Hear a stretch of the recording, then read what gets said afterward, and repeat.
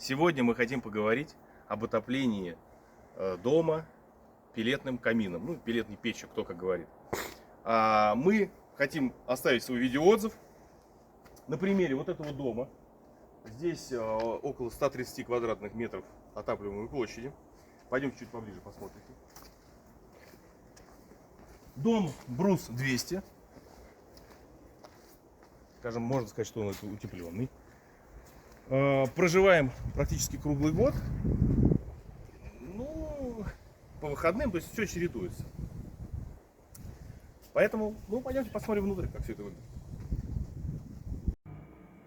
Безопасность. Самое главное из всего вообще, всех тем, которых мы будем сегодня обсуждать, безопасность. Может что-то случиться с домом по работе с этим камином. Самое главное, как я уже говорил, это температура дымовых газов. В основном проблема всех пожаров и так далее, все из-за них. Вот. Здесь их всего лишь 150 градусов. Воспламенение, в принципе, невозможно. А потом попозже мы поговорим о дымоходе. Это очень важная тема. Вот, что еще сказать.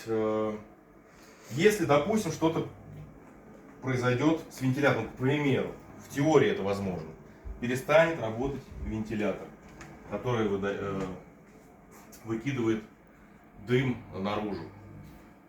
Есть датчик, который показывает температуру этих газов. Если они начнут увеличиваться, так как не будет работать вентилятор, он автоматически встанет в аварийный режим, он просто остановится, он перестанет подавать пеллеты вниз, естественно, огня просто не будет. Вот, что еще? Заканчиваются пеллеты, а вас, например, нет в доме. Закончится, тоже перестанет гореть. По поводу нагрева, я вам говорил, то есть я имею в виду самого корпуса. Опасно для детей, если то это стекло. Вот это да. То есть оно раскаленное. Потому что нужно наблюдать за огнем, для красоты и так далее. Что еще?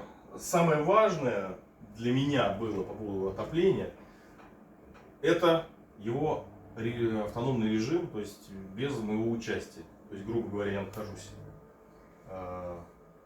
далеко и хочу приехать в теплый дом. Мы включаем это через Wi-Fi, потом тоже покажу, как это работает. Ни о чем не думаю, что что-то произойдет. Все герметично достаточно, вот, ничего не может произойти. Поэтому безопасности тут никаких проблем.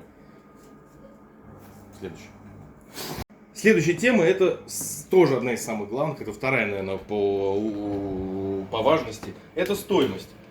Кстати, бренд я еще не называл. Центрометалл, Хорватия. Стоимость вот такого мешка 15 килограмм приблизительно около 150 рублей. Влезает он практически туда весь, тоже 15 килограмм. Насколько хватает этого мешка?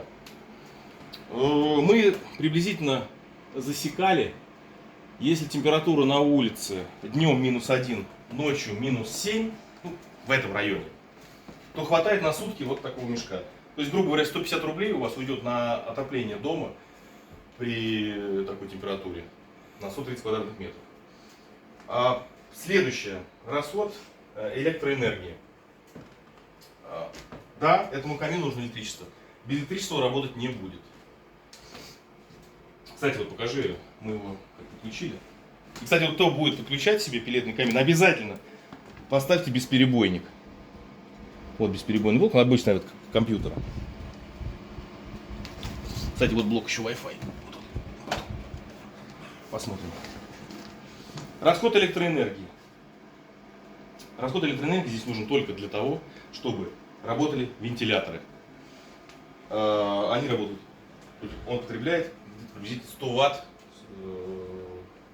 100 ватт.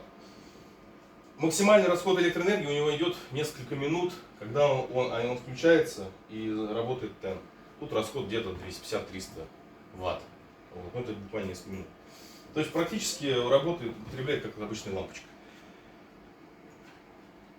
Все. Следующая тема — это дымоход. Что нужно для этого камина? Выходы все и на второй этаж, который я вам говорил, канал отопления, и также дымовых газов, труба идет 80-ка обычная. А потом мы подсоединили ее к сэндвичу. Вот что, кстати, была ошибка. И просто от незнания. Вот, ну пойдемте дальше еще. Продолжаем про дымоход. Вышли на улицу. Вот поставили мы его, видите как, низко, что считается не по правилам.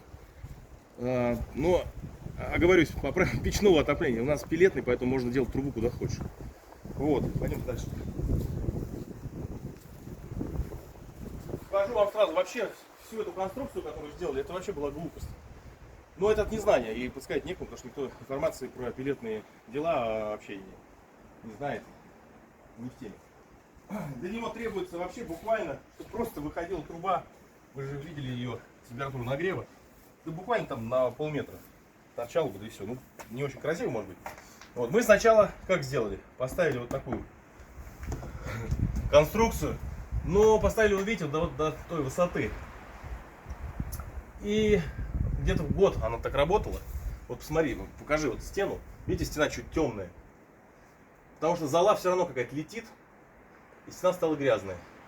Вот поэтому было решено продлить еще на 2 колена вверх.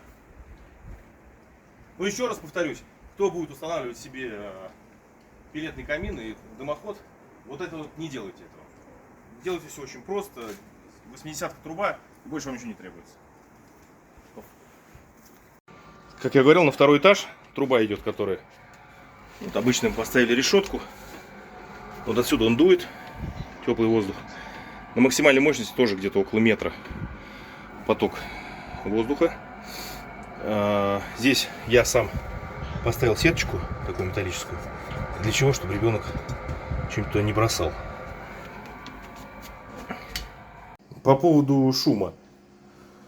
Конечно, есть какой-то от него звук. Звук подачи пеллеты. Слышно, как работает, как они подаются чуть-чуть. Вентилятор. Звук воздуха есть. Самого вентилятора звука нет.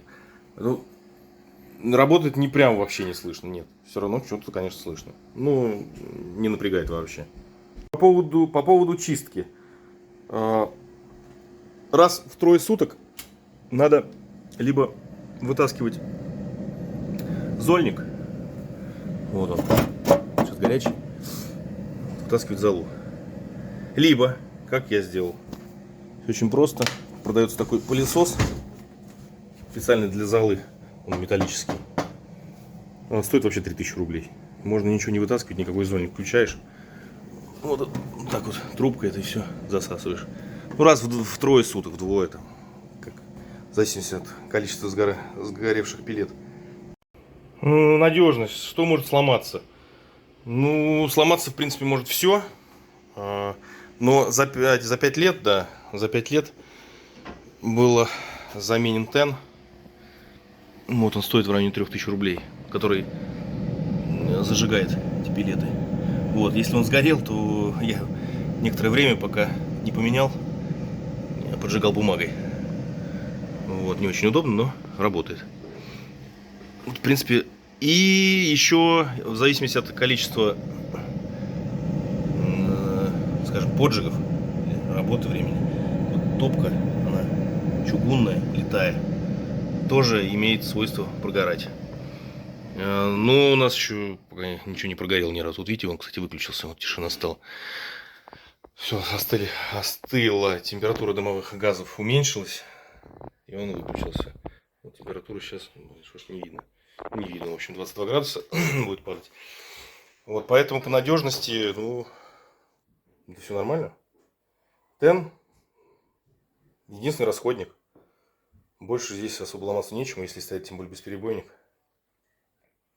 Так что можно пользоваться. Итак, по стоимости. Есть разного вида. От 6 киловатт, они такие чуть пониже. Вот стоимость на октябрь 2022 года от 120 тысяч рублей. Вот такой экземпляр стоит в районе 180 тысяч рублей. Для отопления, считаю, очень доступный ценник, потому что один конвектор Беха с Wi-Fi 20 тысяч стоит. Топ. Еще важное отличие от дровяного камина. Если вы войдете в любое помещение, где работает печка или камин от дров, то дышать там просто нечем, потому что кислород сгорает. Вот, все время будет духота. Используя пеллетный камин, всегда свежий воздух.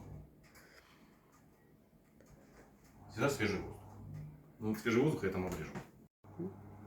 Срок службы заявляется производителем 15 лет и беспрерывной работы.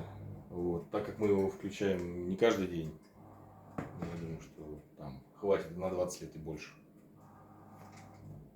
Вывод простой. Сначала мы засыпем вот этих пилетиков. Вот, смотрите, как это делается. Очередные 150 рублей. Пошли. Сыпем. Там уже они были, поэтому здесь у нас немножко останется. Вот так вот. Засыпать можно как из мешка, так и из ведра. То есть может сделать любой, даже ребенок. Вот так раз, чтобы было все чисто. Вывод. Самое, наверное, нельзя сказать дешевое, нет. Цена-качество самое лучшее. Автоматический режим. Ночью не надо вставать, дрова куда-то бросать. По опыту минус 35 градусов ночью.